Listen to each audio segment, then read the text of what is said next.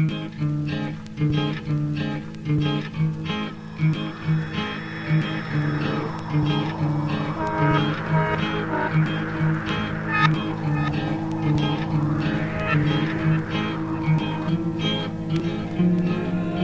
lads, what shall we play at today? Whispered Grandpa, busily dandling us. The seaside, we shouted.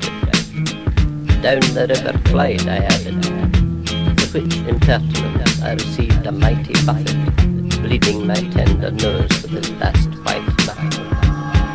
How was I to know that I was mouthing obscenity? But the blood soon dried.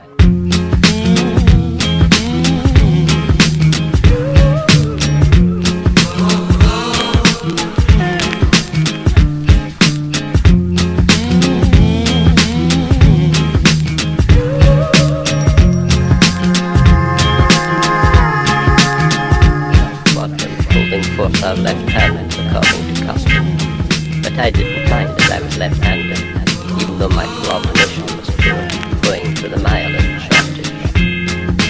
Grandpa moved round, placing a grain of sand on every hand. Then he started a second round, and a third, and I held the big quartz grain, almost twice the size. He spotted the envy on other faces. I bled his neb, he grunted.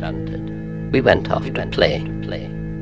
Each girl chose a boy to sit cross-legged before as she knitted. Her job was to blow into his face and hair like a breeze. Grandma came round with a lump of coarse salt and scraped a few grains onto every girl's tongue.